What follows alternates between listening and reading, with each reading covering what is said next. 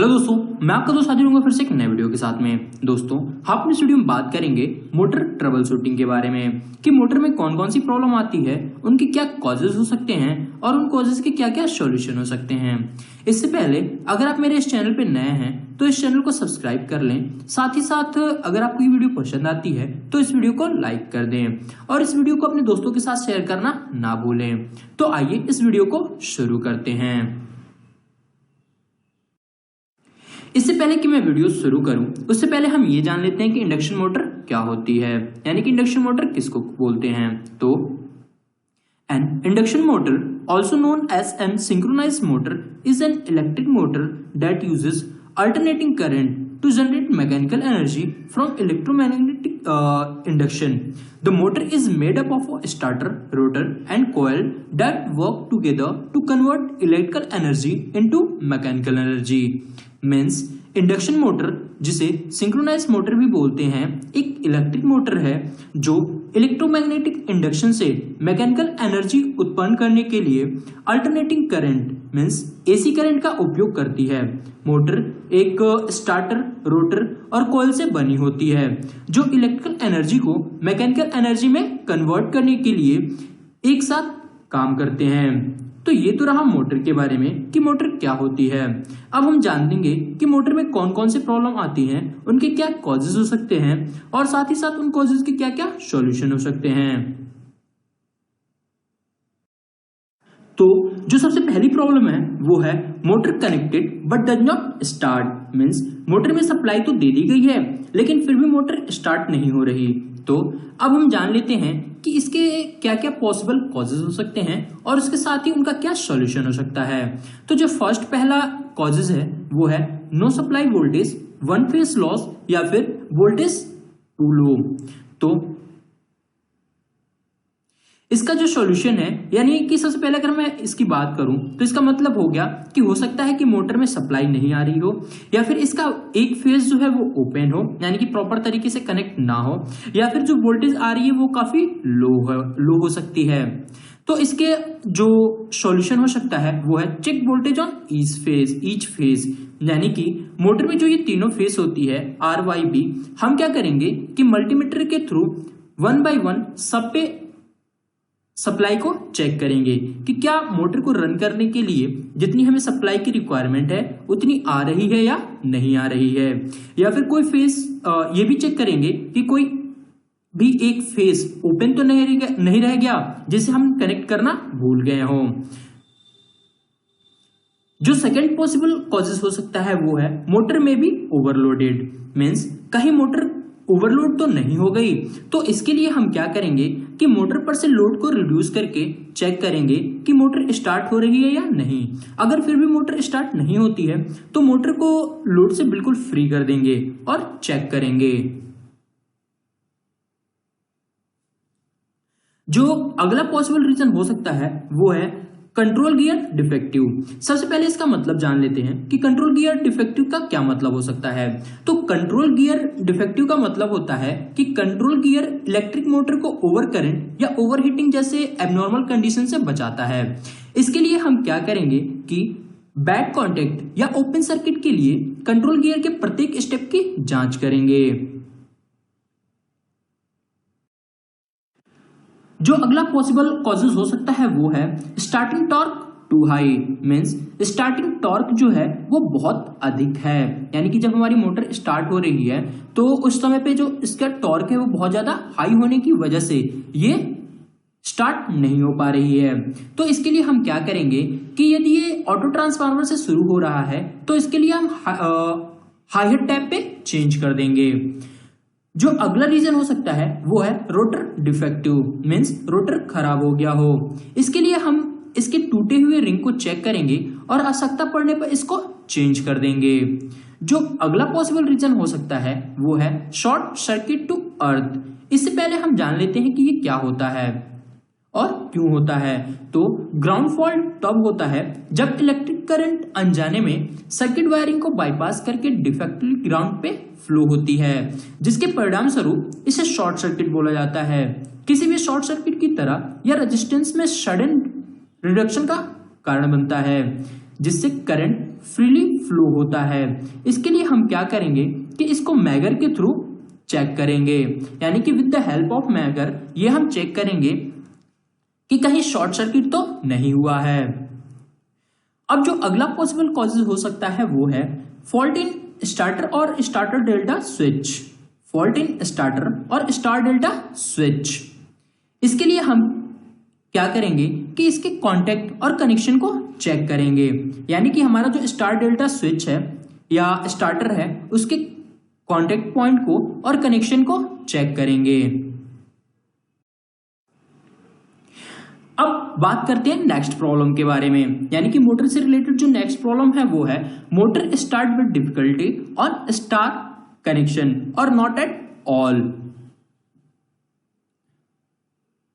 Means star connection पर motor बिल्कुल भी स्टार्ट नहीं हो रही, और अगर हो भी रही है तो बहुत मुश्किल से स्टार्ट हो रही है। तो अब हम जान लेते हैं कि इसके क्या पॉसिबल कॉजेज हो सकते हैं और उनके क्या सॉल्यूशन हो सकते हैं। तो जो पहला पॉसिबल कॉजेज है वो है load too high, means motor पे जो लोड है वो बहुत ज्यादा है। इसके लिए हम क्या करेंगे कि या तो लोड को रिड्यूस करेंगे या फिर बड़ी मोटर का यूज करेंगे। जो अगला रीजन हो सकता है वो है सप्लाई वोल्टेज लो, मींस मोटर पे जो सप्लाई आ रही है वो कम है। इसके लिए हम क्या करेंगे कि सप्लाई लाइन की जांच करेंगे कि प्रॉब्लम कहां पे है। जो नेक्स्ट पॉसिबल रीजन हो सकता है वो है contact burn in star delta starter, यानी कि स्टार डेल्टा स्टार्टर पर जो कॉन्टैक्ट है वो जल गया हो। तो इसके लिए हम कॉन्टैक्ट पॉइंट को चेक करेंगे और जरूरत पड़ने पर स्टार्टर को रिप्लेस करेंगे। तो ये तो रहा problem motor start with difficulty on star connection और नॉट एट ऑल। तो इससे रिलेटेड ये कुछ पॉसिबल कॉजेज हो सकते हैं और उनके ये सॉल्यूशन हो सकते हैं। अब हम जानते हैं कि मोटर से रिलेटेड अगली प्रॉब्लम क्या हो सकती है और उसके पॉसिबल कॉजेज और उसके सॉल्यूशन क्या हो सकते हैं। तो जो अगली प्रॉब्लम है वो है motor runs and then stop down, यानी कि मोटर चलती है तो है मगर फिर रुक जाती है। तो इसके जो पॉसिबल कॉजेज और उसका सॉल्यूशन हो सकता है वो है पावर फेलर का, यानी कि इसके लिए हम लाइन, फ्यूज और कंट्रोल गियर से लूज कनेक्शन की जांच करते हैं। यानी कि अगर हमारी मोटर मान लीजिए एक बार चलती है और उसके बाद रुक जाती है तो ये हो सकता है कि इसकी जो पावर है वो कहीं ना कहीं फेल हो रही है।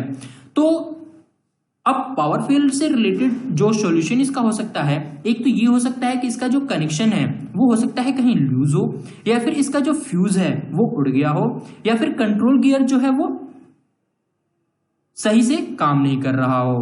तो इन सारी चीजों को हम चेक करेंगे।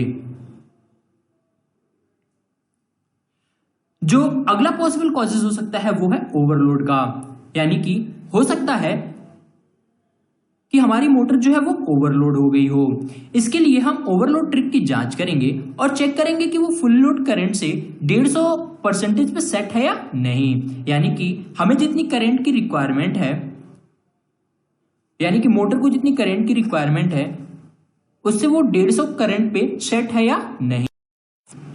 अब जो नेक्स्ट पॉसिबल जो मोटर से रिलेटेड नेक्स्ट प्रॉब्लम है वो है करंट अनबैलेंस का, यानी कि मोटर में सप्लाई प्रॉपर तरीके से नहीं आ रही है। तो इसके जो पॉसिबल कॉजेस और उसका सॉल्यूशन हो सकता है वो है अनबैलेंस सप्लाई वोल्टेज। इसके लिए हम मल्टीमीटर की सहायता से वोल्टेज को चेक करेंगे कि तीनों फेस पे, यानी कि मोटर के जो ये तीनों फेस हैं उस पे जो सप्लाई है वो प्रॉपर तरीके से आ रही है या फिर नहीं आ रही है।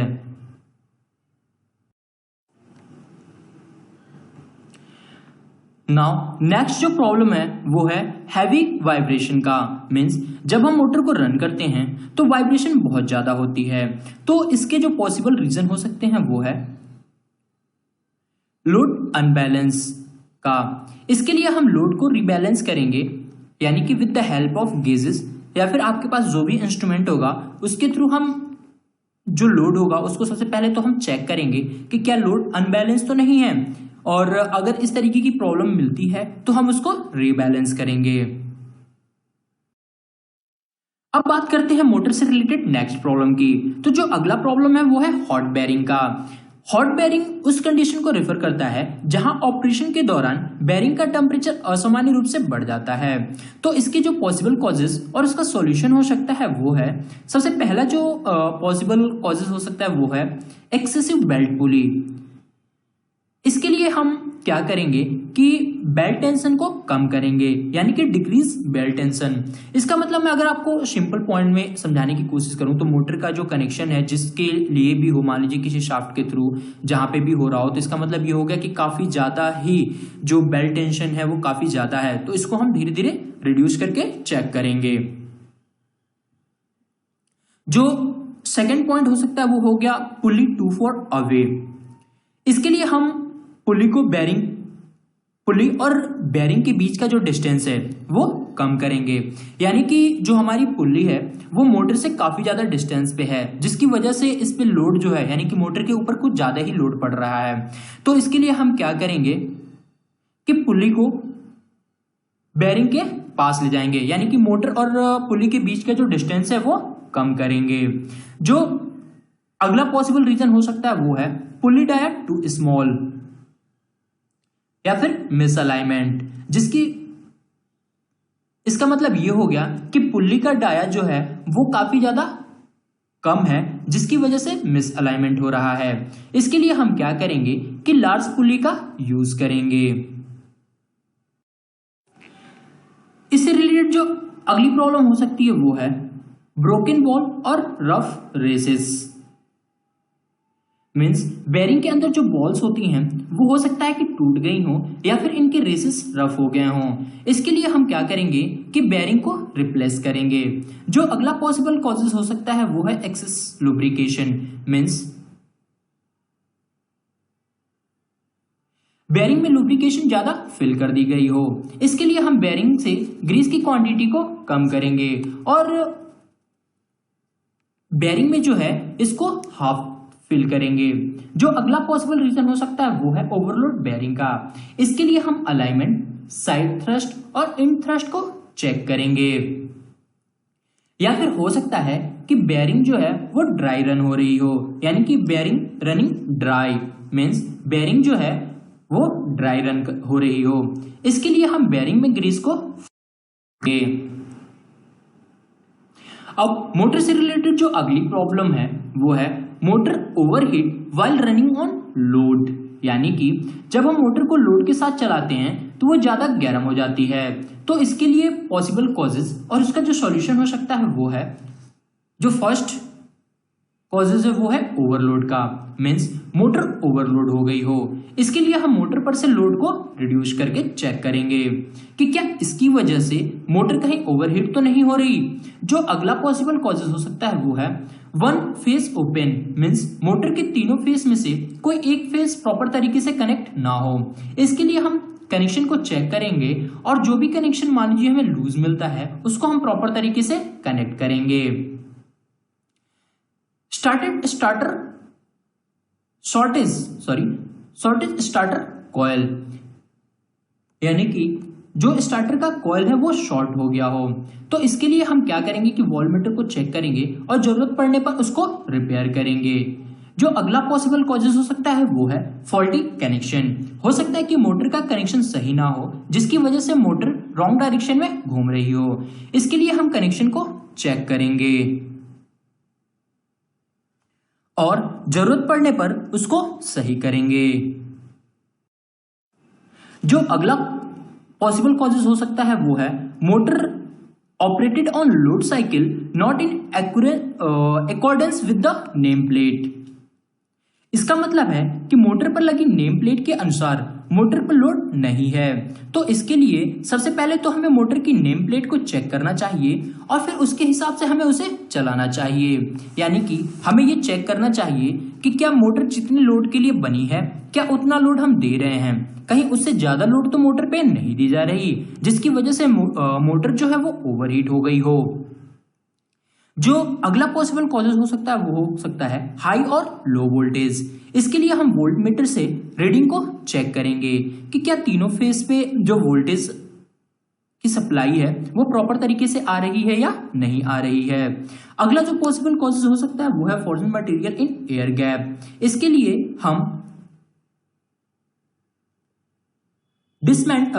हम सबसे पहले तो मोटर को डिसमेंटल करेंगे, यानी कि जो असेंबली है मोटर और गियर बॉक्स की या फिर जिस चीज में भी हो उसको हम पहले डिसमेंटल करेंगे और उसके बाद जो भी ऑब्स्ट्रिक होगा उसको चेक करके उसको हम दूर करेंगे। जो अगला पॉसिबल कॉजेज हो सकता है जिसकी वजह से मोटर हीट हो रही हो वो हो सकता है rotor rubs starter bore, means rotor जो है वो स्टार्टर बोर को रगड़ रहा हो। इसके लिए हम रोटर की मरम्मत करेंगे और वर्म आउट बेरिंग को बदलेंगे, वार्म आउट बेरिंग को चेंज करेंगे। अगर हमें रिक्वायरमेंट पड़ती है तो हम उसको चेंज कर सकते हैं। अब मोटर से रिलेटेड जो नेक्स्ट प्रॉब्लम है वो है स्क्रैपिंग नॉइज। इससे रिलेटेड जो पॉसिबल कॉजेज और उसके सॉल्यूशन हो सकते हैं वो हैं, इसको हम इस तरीके से भी बोल सकते हैं कि मोटर से कहीं एबनॉर्मल कोई साउंड तो नहीं आ रहा।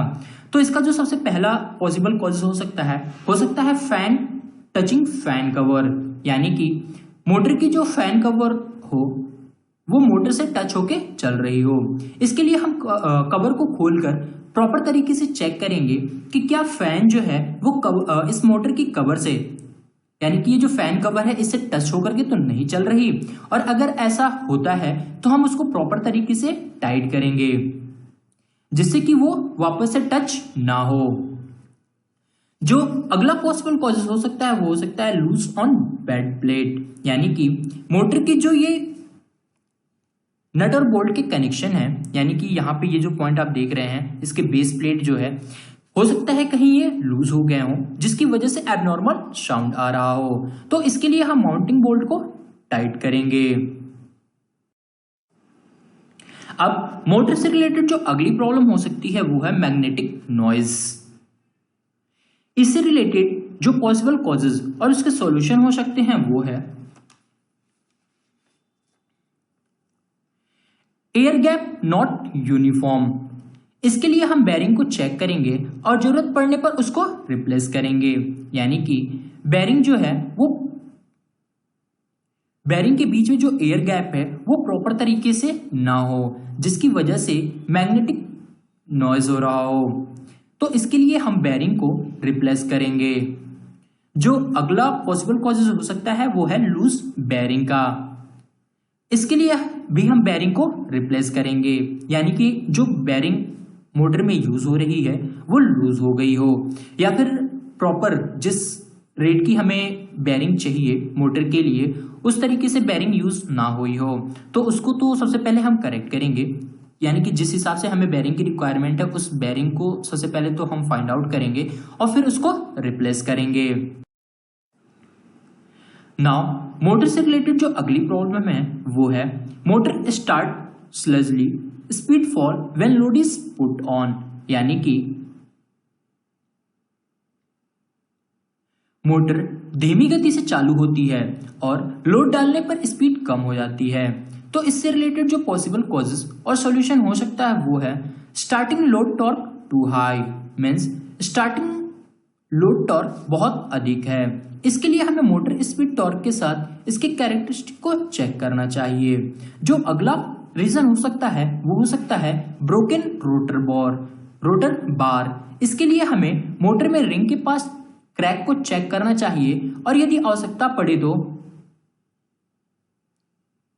रोटर को चेंज कर देना चाहिए। जो अगला पॉसिबल कॉजेज हो सकता है वो है रेटिंग नॉट प्रॉपर। रेटिंग से मतलब मोटर के एम्पियर और लोड से होता है कि मोटर कितने एम्पियर की है और कितना लोड ले सकती है। तो इसके लिए हमें लोड और मोटर की रेटिंग कैलकुलेट करके सही टाइप के मोटर का यूज करना चाहिए। Voltage too low at motor terminal because of line drop. इसके लिए हमें वोल्टेज को चेक करना चाहिए और उसको सही करना चाहिए। मोटर से रिलेटेड जो अगली प्रॉब्लम है वो है starter heat up quickly and take large no load current, means starter जल्दी गर्म हो जाता है और बिना लोड के लार्ज करंट लेता है, यानी कि मोटर पे अगर कोई भी लोड नहीं है उसके बावजूद भी वो काफी ज्यादा वोल्टेज जो है वो ले रहा है। तो इससे रिलेटेड जो पॉसिबल कॉजेज और उसके सॉल्यूशन हो सकते हैं वो है starter wrongly connected, means starter का कनेक्शन जो है वो गलत तरीके से हुआ है। इसके लिए हम कनेक्शन को चेक करेंगे और जरूरत पड़ने पर उसको सही करेंगे। जो अगला पॉसिबल रीजन हो सकता है वो है फेज शॉर्ट का, मीन्स हो सकता है कि तीनों फेज में से कोई एक फेज शॉर्ट हो गया हो। इसके लिए हम मोटर को वापस से रिवाइंड करेंगे, यानी कि सबसे पहले हम ये चेक करेंगे मल्टीमीटर के थ्रू कि क्या रियल में कोई फेज जो है वो स्टार्टर के अंदर कोई फेज शॉर्ट तो नहीं हो गया।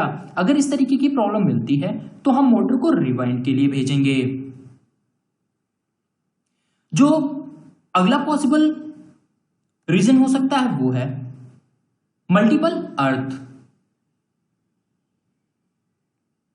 इसके लिए हम मोटर को वापस से रिवाइंड करेंगे, यानी कि हो सकता है कि मोटर में मल्टीपल अर्थ से रिलेटेड प्रॉब्लम आ रही हो, तो इसके लिए हम मोटर को फिर से रिवाइंडिंग के लिए भेजेंगे। इसके बाद मोटर से रिलेटेड जो अगली प्रॉब्लम है वो है motor vibrate after connection are made, यानी कि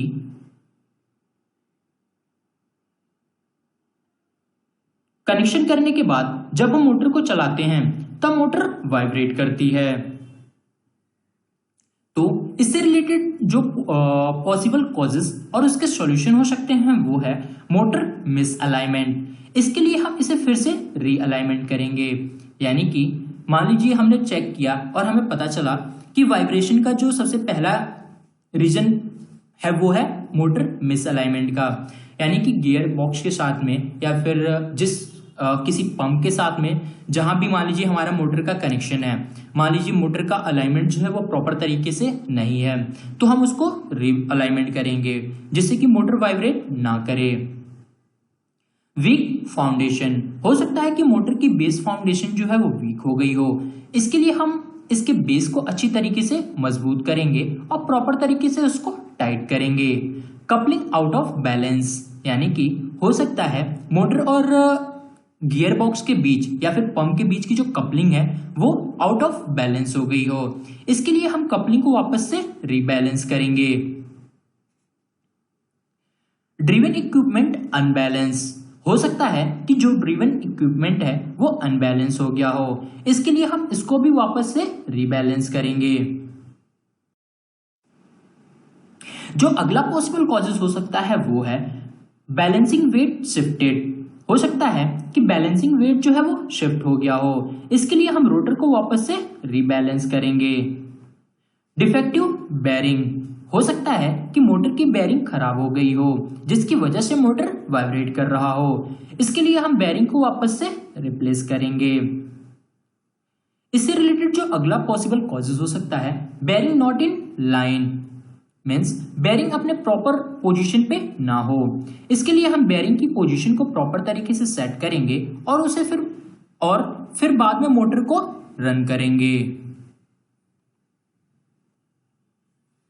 तो ये तो रहा मोटर वाइब्रेट आफ्टर कनेक्शन और मेड, यानी कि जब हमारी मोटर जो है उसको हम रन करते हैं तो वो काफी ज्यादा वाइब्रेट करती है।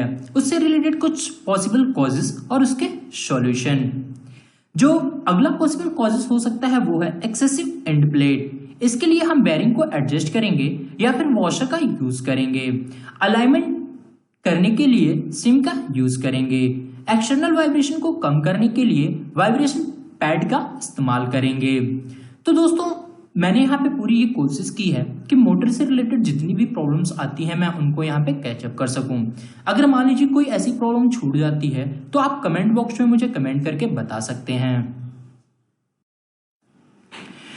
मोटर से रिलेटेड जो नेक्स्ट प्रॉब्लम है वो है शाफ्ट एंड ब्रेक और starter rotor rubbing, means shaft का सिरा जो है वो टूट गया है या फिर स्टार्टर और रोटर आपस में रगड़ खा रहे हैं। इससे रिलेटेड जो पॉसिबल कॉजेस और उसका सॉल्यूशन हो सकता है वो है कि पुली ड्राइव पे अत्यधिक रेडियल लोड पड़ रहा हो, means excessive radial load to pulley drive.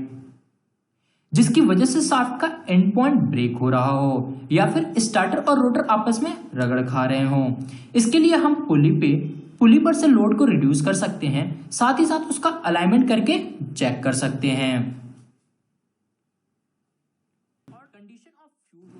तो आई होप दोस्तों कि ये वीडियो आपको पसंद आई होगी। मिलते हैं आपसे नेक्स्ट वीडियो में एक नेक्स्ट टॉपिक के साथ, तब तक के लिए जय हिंद।